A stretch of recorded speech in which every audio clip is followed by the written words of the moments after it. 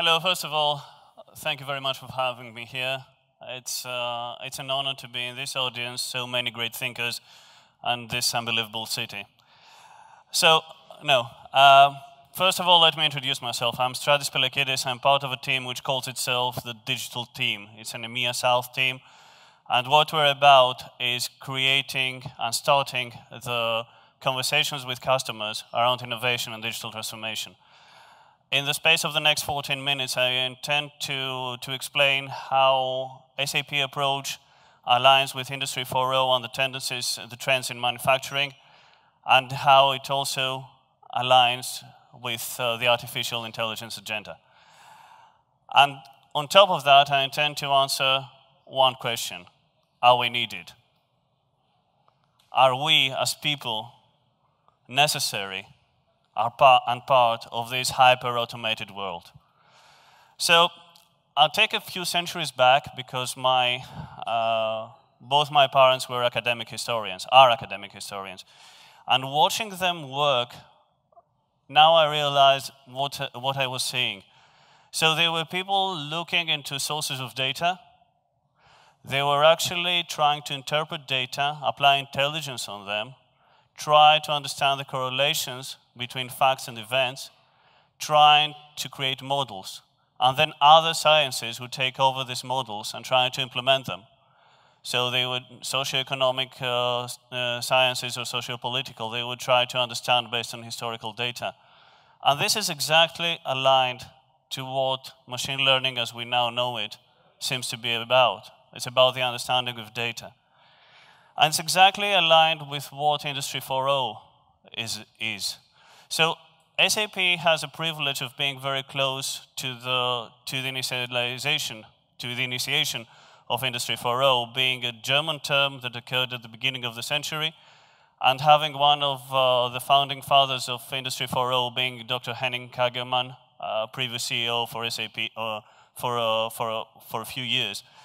So the current status of Industry 4.0 is exactly aligned with what I just described. It's around getting the data, applying intelligence on that, trying to model it, predict what's going to happen, prescribe how to enforce the right conditions in order to have the right result, and adapt to the ever-changing world and the ever-changing circumstances. So this is exactly the machine learning agenda. So what does SAP bring into play? How are we aligned to that? We have a platform which we call SAP Leonardo. We launched it a few months back. And this is an empathy platform. This is exactly around sensing, getting the data from the business sources, the industry sources, the machines, the social data. Applying all these new technologies everybody's talking about, big data, analytics, predictive, machine learning, cognitive computing, to give people who should be at the center of that indications, results, decision points, actions. And then these actions are fed back in this infinite loop that it is, that empathy is about, are fed back into business systems, industrial systems, machines. So it's once again fully aligned with Industry 4.0. But SAP cannot do that on its own. So we have our own resources. We are looking at innovation and we're looking for it with our customers. We have our innovation center network, we have co-innovation labs, we have data science group looking into cases and trying to bring innovations where our customers feel it's relevant. But at the same time, we're partnering. We're partnering heavily with the best there are. So we're partnering with Google, with Amazon, we're partnering with NVIDIA, with IBM, with Apple. So we're trying to bring the best of the world available to our platform and our technology in order to help you, our customers. But we also have a need to depend on small independent thinking. So we have a startup program, which we call the Startup Focus Program, with lots of which has gained lots of awards in the past, and which boasts more than 5,000 members over the past 7 years. So we also have a venture capital trying to foster innovation, fund innovation, provide expertise to surround it, and help incubate ideas. So this is setting the environment of what we feel about artificial intelligence in the manufacturing space. Now, in the next few minutes, I'm going to discuss what it is about and specific use cases in the manufacturing industry. And I'm going to discuss it on three axes. One, how artificial intelligence enhances our senses. Two, how artificial intelligence helps us enhance our powers. And three, how it enhances our minds and intelligence. So I'll start with the senses, and starting with the eyesight. So naturally, I mean computer vision. Computer vision is the technology that allows our customer Swarovski, the glass manufacturer, the glass artifacts manufacturer, get pictures from their customers on broken products and identify which exact products these are. So they're able to repair them or replace them based on warranty setting or their warranties. It's also the technology that allows us to count how many people are in an industrial restricted area in order to predict whether there is an inherent risk or to isolate individuals during an incident time. It also, artificial intelligence also allows us to see more rather than better. So we can leverage augmented reality. Our customer Bertel, a German logistics company, is performing picking through augmented reality glasses. So the worker is seeing the actual object he has to pick next to its picking instructions and picking schedule. Maintenance workers have the ability to see the physical equipment along with repair instructions. We can also leverage virtual reality for handling all that from a separate place, remotely, being able to have to leverage completely connected warehousing systems. We are here also to enhance hearing. Artificial intelligence is here to enhance hearing. Our startup, part of the focus program, AutoSense, is working on noise, understanding noise patterns from machine. They are working with PSA, and they're able to identify whether a sound that comes out of a machine is a normal one, or it identifies a risk associated with something that's going to happen or something that needs to be repaired already. We're also here to enhance your smell. We don't need canneries in the coal mines anymore. We don't need to expose people to danger. We have a connected mining platform where we can collect sensor data from within mines, understand concentration of dangerous gases, and be able to feed that back and prevent risks from happening, identify risks, correct, and conform. Then we're able to augment our powers. Augment our powers in different areas. Go where we wouldn't otherwise go. Go to the mine, as I already mentioned, but we can also go inside pipelines. SAP has implemented, our co-innovation lab in Dubai has implemented a robotics project with the Electric and Water Authority. So basically they're sending robots inside the pipelines to collect data from the network where no one can reach because of the size or because of the hazard. Then they collect the data and are able to analyze it remotely. They are enabled to go where they couldn't go.